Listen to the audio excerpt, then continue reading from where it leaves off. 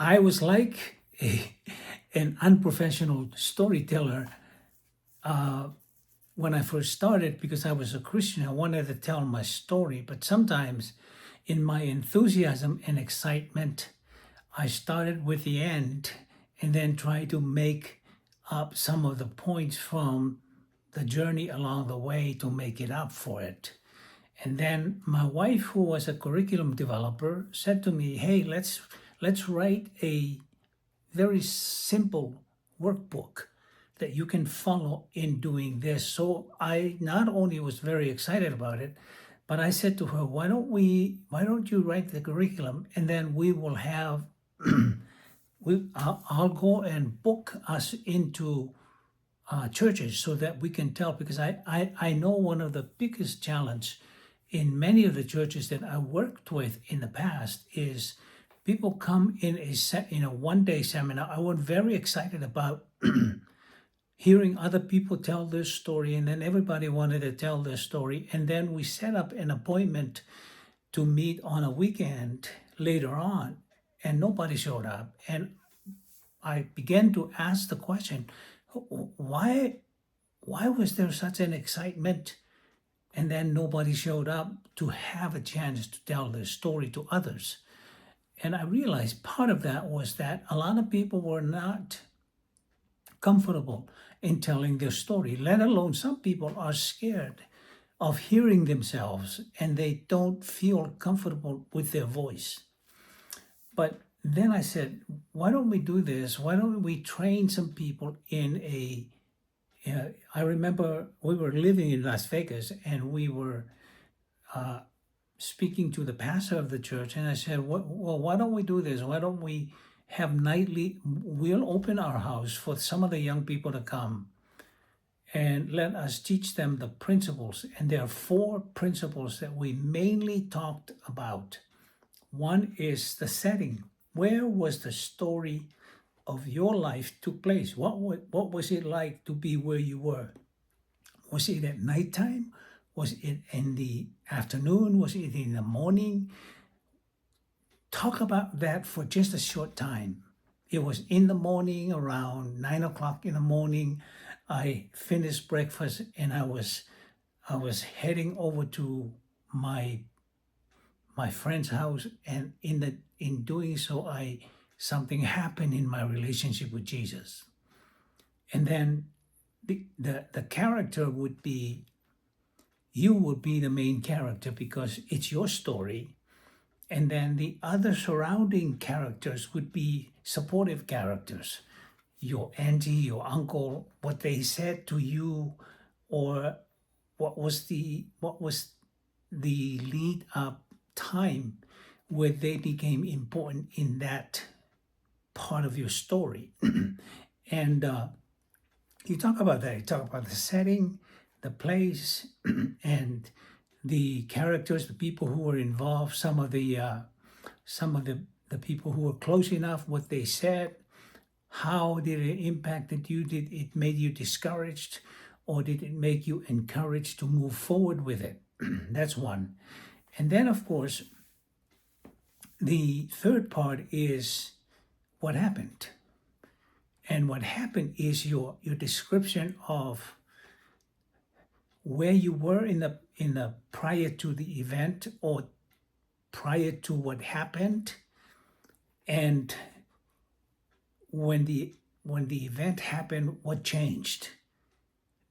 Was the circumstances changed? Was your mind changed? Were you happier? Were you sadder? Were you that's the setup that you can talk about that. And it's not, you're not concerned about what other people are thinking about. You're concerned about telling the truth of what happened to you.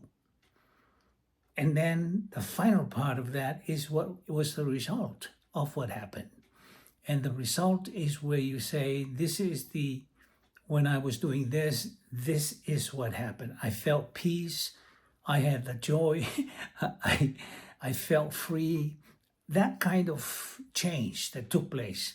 And so your story has a beginning, which is where the setting was.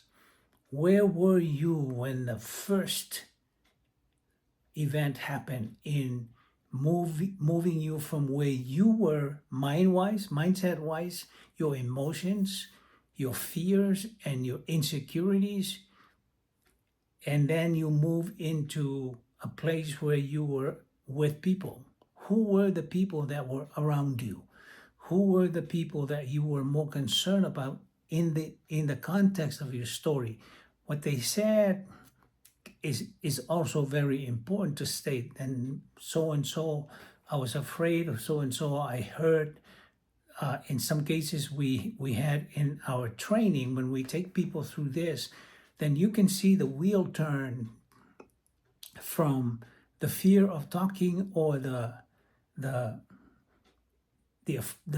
having the emotional sense of, is my story good enough? No, because when you're in your story, you're the one who is the main character and the main actor of the story. And what you felt is important to be included in your story. Were there any feelings of sadness? Were there any feelings of regret? Were there any feeling of fear? Were there any feelings of, I wonder what will happen? And then, who helped you? What helped you to make the final decision, to make this particular story alive in you and has been a part of your life with you? And then once you have all of that, and then you put some pieces down, and then you go back and review that. You ask the question, what was it like? How was I feeling? Were there any fears? What were the fears that took place in the aspect of the story? And then you tell the story of what happened when you made the final leap into the story, into the action that took place that caused the story to come alive. And then you tell that. So I thought it was important to add this into the picture. And in some ways, I want to help you in your journey. And if you need help in this, what I will do is I will,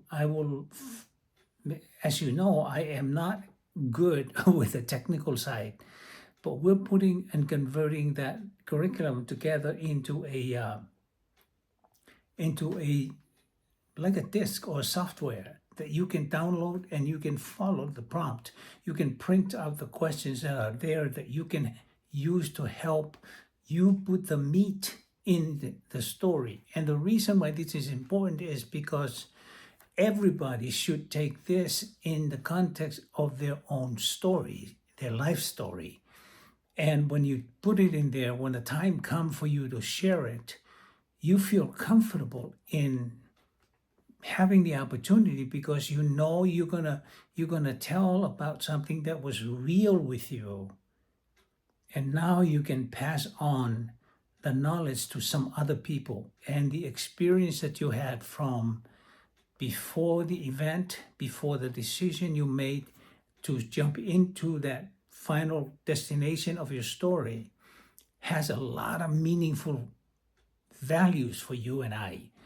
And I remember we were we were training these young people, and then the result of that was a new level of comfort, a new level of joy, a new level of people began to feel empowered. So what happened in this particular church in Las Vegas is we then had the pastor to give us a chance to have different people, because we had them write their story down. Because the idea back then is, it was a very strange and old system. We wanted that to be into a pamphlet that people can take it with them wherever they go, and their story is already printed. And we had a template that allowed people to just write their story inside of that template. And when you press print, the story is already in a format of a trifold brochure. And so we said, this is how you can do this. Your story can now be shared with other people. Now we have the internet, and what we have with the internet is, instead of doing a template, you can just talk your story on a YouTube video, and have the confidence of knowing that the story has a beginning, the middle, the end, and the results being told.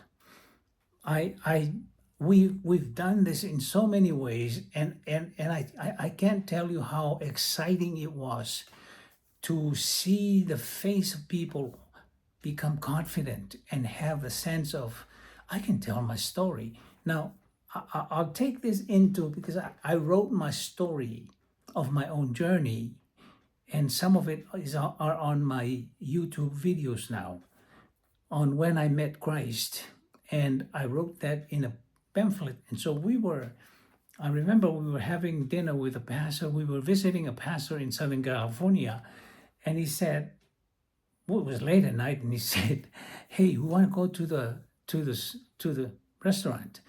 And I said, "Well, yeah." So we went to the restaurant, and the lady who served us came and gave us coffee, and I said hi and all of that, and I said, "I have a gift for you, and your story is the greatest gift that you can give others." So I gave the story, the pamphlet, to the waitress. And then the waitress went behind the bar, behind the counter, and was reading my story. And then later on, she came and brought her friends, and she said, "I share your story with all of them, and they want to come and meet you." So we've seen so many of that. We've seen so many young people that we taught this principle to, and the result was confidence. The result were real stories, that people were no longer telling other people's stories or picking up other people's what they say, because they have a powerful story for themselves. And so what I want to do is offer this to you as a free, what I'll do is I will remind you again of the steps.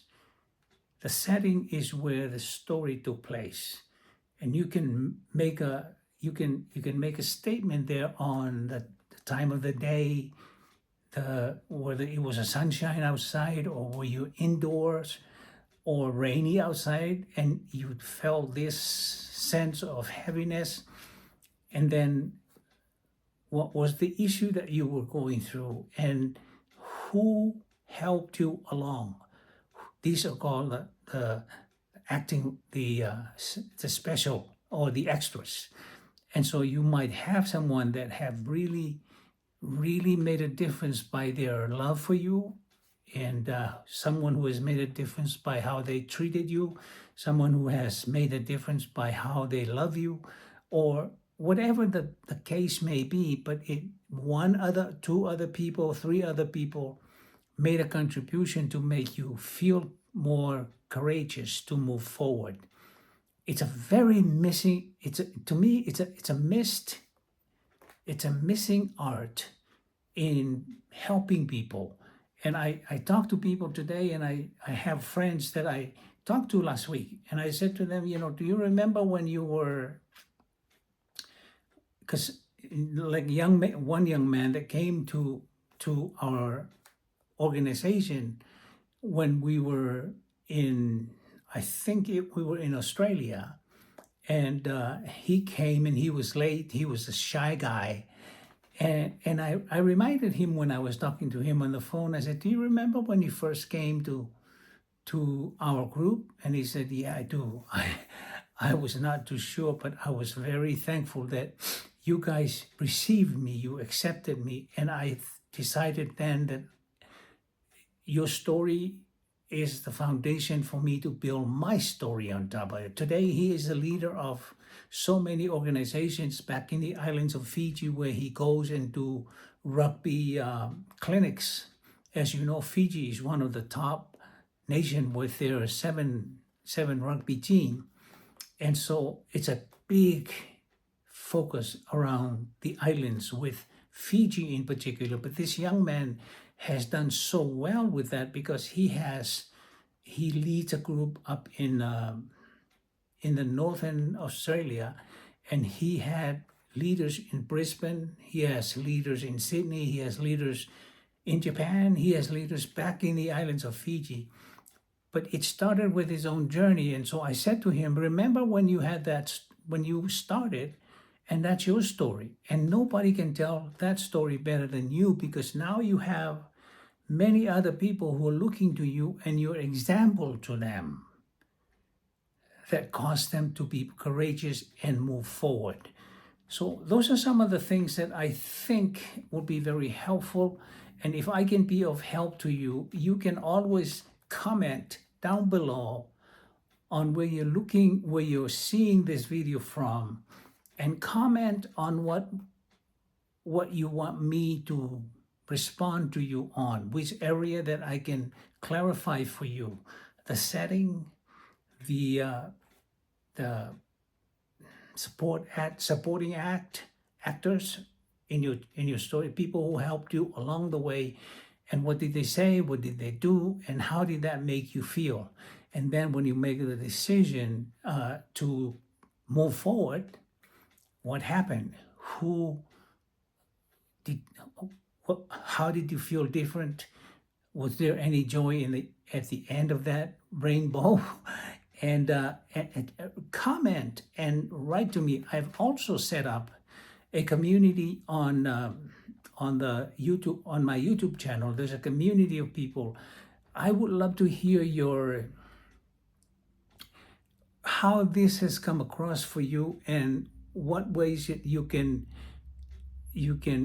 want to ask, so that we can help make input to you. And maybe the questions you have are some of the questions other people may also see your question on the community and say, me too, I also have been thinking about that part too.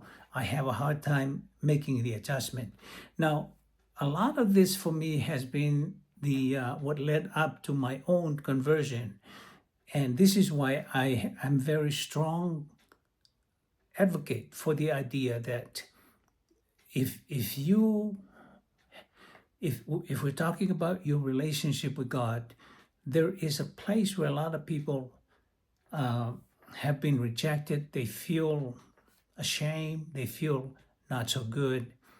And somebody has encouraged them all along. Those are your supporting actors, and those are people that will be important in your story. Maybe an auntie, maybe a brother, maybe a cousin, and a friend or someone from the outside.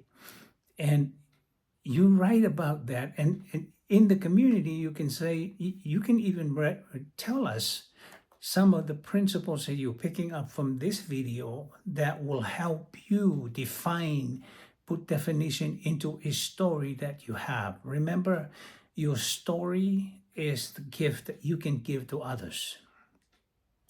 And we don't have to copy other people's stories. We don't have to worry about duplicating another person's story, because it is your unique journey. It's your unique sets of circumstances. It's your unique setting. I met people who said, my wife was in this position where she was in the place of making a decision when she was in Amsterdam. And she decided that she wants to go back to the hotel after being with other young people on the streets of Amsterdam. And she decided to go back to her hotel rooms, and that's where she gave her heart to Christ. And she met Christ in that real way. I had mine when I was alone by myself in my little hut behind my grandparents' hut. And at 2:30 in the morning, my rooster, it was dark outside, and it was early in the morning, and so the rooster crows. And so I don't know if the rooster was a main actor was a supporting actor in my journey, but that was what I still remember to this day, the rooster crowing at the back of the house, which usually happened at a time when I need to get up to go to school.